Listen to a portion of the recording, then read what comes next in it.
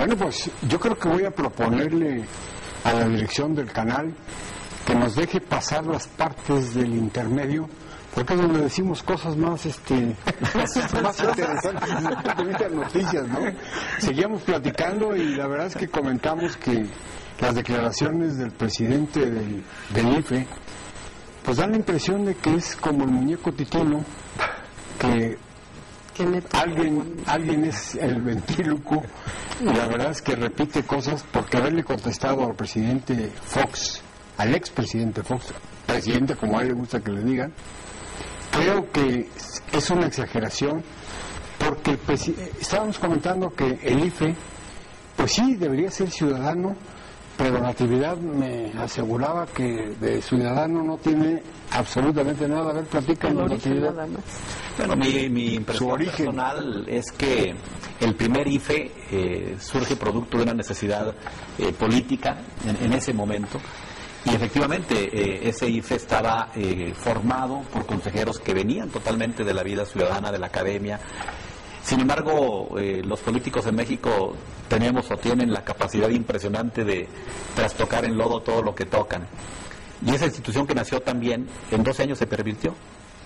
A la siguiente elección de consejeros electorales ya no fueron por ciudadanos con reconocimiento y con prestigio y con posibilidades de equilibrio.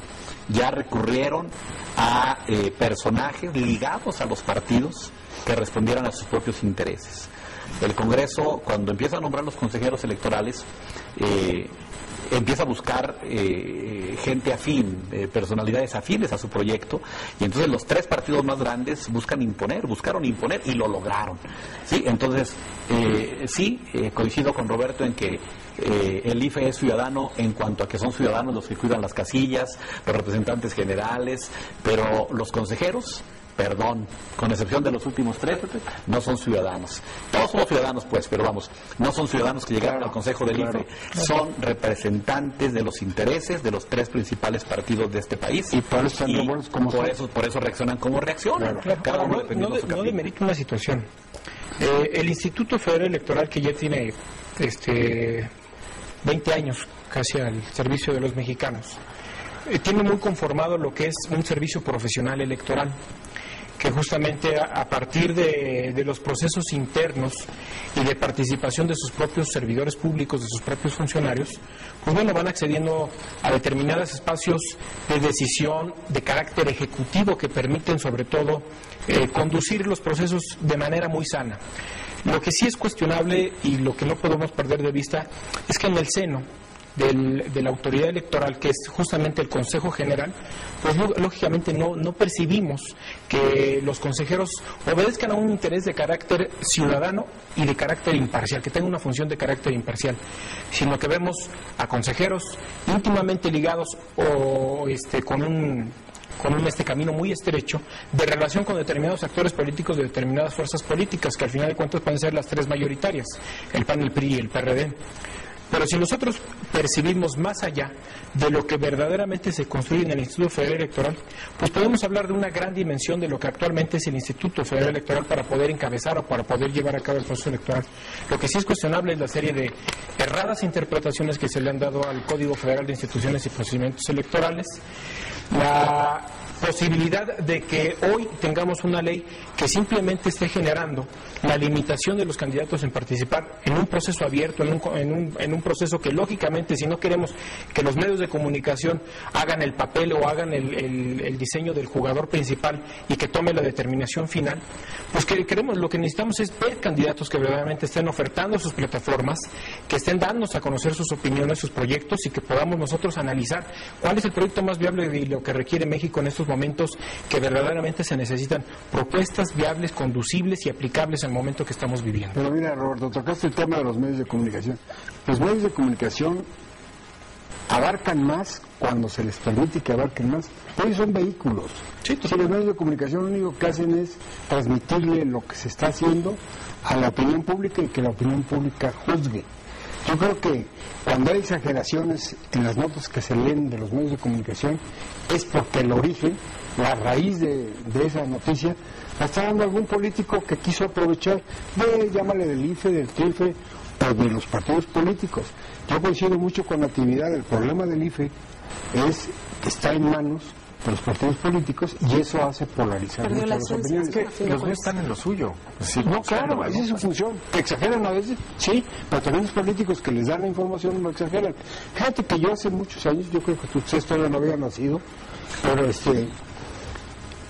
cuando venían gentes de Centro y Sudamérica a ver qué pasaba en México, la institución, el IFE, era de primera orden, y venían a ver qué era lo que sucedía en México para que un instituto como el Instituto Federal dijera y les platicara a ellos cómo le habían hecho para poder llevar elecciones perfectamente bien garantizadas en cuanto al voto. Sí, es cierto. Y hoy lo único que oímos en comentarios es una polarización ya entre los mismos internos del IFE como los externos, y ya inclusive ya el cáncer se llevó hasta el TRIFE.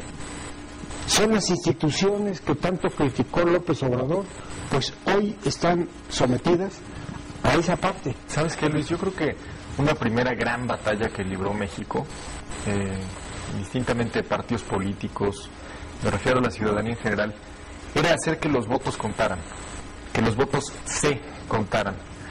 Y habla precisamente de esa época a la que tú haces referencia, es decir, contar con un órgano electoral que después fue dotado de autonomía constitucional, para que los votos que se emitieran en las urnas, al final del día fueran los que aparecieran en las actas y determinaran quién gobernaba un país. Suena a lo mejor muy básico, Pero se logró, ¿eh? pero para una democracia electoral eso es fundamental. Hoy los votos sí se cuentan. Hoy los votos cuentan y definen a los gobernantes. La elección del 2006 lo que probó es que, si bien los votos cuentan, estamos muy preocupados por todos los mecanismos que influyen en el votante. Es decir, como ahora tenemos una autoridad que en efecto celebra elecciones periódicas en casi todo el país, instala casillas, etcétera, lo que nos preocupa es este sinfín de factores que influyen a los medios de comunicación que determinan qué es lo que trae el ciudadano en la cabeza cuando va a una urna y cruza una de las opciones. En ese sentido, el error, tú lo decías muy bien y lo ha dicho Pepe Goldenberg, es obsesionarse con la equidad. Es decir, vamos a crear condiciones artificialmente justas y parejas para que todo sea perfectamente equitativo, cuando la política, no es así, y se ha hecho en detrimento de la libertad, que es a lo que creo que tendríamos que regresar o volver a hacer. ¿A que se gaste más dinero en la democracia? No, yo creo que ya gastamos suficiente, 9 veces más que brasileños y argentinos. ¿A que la IP contrate spots de televisión en ataque a un candidato? Tampoco lo creo, pero de eso a limitar la opinión del resto y de todos los ciudadanos a nivel constitucional, a lo mejor es un exceso que estamos hoy viendo. Entonces, la pregunta es ¿cómo mejoramos un esquema electoral en el que los votos sí se cuentan, pero yo percibo que todavía los políticos ven al ciudadano como un infante, como un niño al que hay que proteger de que el otro lo manipule? Pues yo creo que hay que dejar que la política fluya en la televisión, fluya en la radio, fluya a través de todos los mecanismos y sea el ciudadano el que defina a quién le dé el voto. ¿Tú crees que la gente no se da cuenta cuando un medio de comunicación manipula? ¿Tú crees que la gente no se da cuenta cuando un candidato engaña con propuestas absurdas o con propuestas que son inviables? Yo creo que sí. Yo creo que hoy hay una ciudadanía mucho más madura que tendría que ser respetada por una autoridad diciéndole, ¿sabes qué? Tienes credencial de elector, pero también tienes mayoría de edad democrática. Pero Pepe, ¿por qué no dejar, por ejemplo, que los medios de comunicación, aquellos que exageren su noticia, aquellos que escriban mal y digan las cosas mal, pues que los castigue la ciudadanía no leyendo ese periódico? O que la gente le cambie de canal. O que la gente le cambie de canal. Ese es el fondo que del asunto. sintonicen. A ver, ese es el fondo del asunto. La pregunta es, Esa es libertad. ¿tendríamos que legislar o tendría que establecerse en la ley que una televisora, una radiodifusora no puede hacer una serie de entrevistas porque se entiende que posiciona a una persona? ¿O tendríamos que regresar a lo básico y decirle a la gente, oye, si ves que están una tras otra con la misma persona haciéndole entrevistas, sin contraprestación de por medio, pues cámbiale, ¿no? Yo creo que hasta a ti ya te aburrió. Yo creo que es volver un poco a la madurez del ciudadano para elegir a sus gobernantes. ¿Qué debe ser? No guiarlos como niños chiquitos. El IFE no es pastor de un rebaño, ¿eh? Nada más se trata de organizar elecciones y contar los votos. Pero los partidos sí tienen rebaños, ¿eh?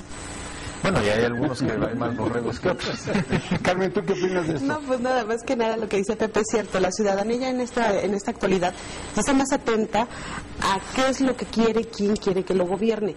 Y no se va a dejar influenciar si escucha más spots en la tele, o digo, si los ve en la tele o los escucha en radio. A fin de cuentas, la decisión que ella ya tenga, la persona que tenga para el día que va a emitir su voto, no va a ser determinante de los medios de comunicación. Sí podría ser determinante si en algún momento le harta el periodo que vamos a vivir ya ahorita de mucha información de los partidos políticos en cuanto arranque el 29 de marzo. Como en determinado momento todos los anuncios del IFE que estuvieron saliendo en estos últimos meses, que era uno tras otro, la gente le cambiaba, lamentablemente le cambia uno de botón y en el canal que sigue pues también va a estar lo mismo. No va a determinar este tipo de situación el voto el mero el mes de julio. Simplemente los políticos deben de pensar que la ciudadanía, que la gente se va a decidir en ese momento, y lo hemos hablado en otras mesas. Son los 5 minutos, son los 3 minutos que van a estar dentro de la mampara, pero no necesariamente van a ser influenciados. Y cuando un spot es malo, es malo. Es malo. Ese spot del IFE. Y es donde tendría que haber propuestas, ¿no? Lo que pudiera resultar un poco, ¿no? Lo controvertido es que aquí no es el que le falta cultura política. Si a las autoridades electorales y a los partidos políticos, a la ciudadanía. O a todos. Entonces, o a todos al final de cuentas. ¿Sabes qué es lo que falta? Ser honestos. Todos estos que tú estás mencionando, este universo, que todos fuéramos lo suficientemente honestos para decir las cosas que son reales y que los que nos escuchan nos crean. Es una cuestión de credibilidad, de honradez profesional, de decir las cosas tal como son. Pero está tan desvirtuando que como tú dices, son todos, ¿eh? Al final de cuentas, es la propia autoridad electoral la que ha generado toda esta serie de sucesos, que al final de cuentas, con su serie de interpretaciones, con sus participaciones mediáticas que han tenido en últimas fechas y que no hemos visto un instituto conservado justamente con economía, pues bueno, tengamos un proceso electoral sano. Ya ves, te tocó el corte. Vamos a hacer una pausa. Recuerda, estamos en su mesa de diálogo y análisis de Vista Bueno TV. Regresamos después de este corte.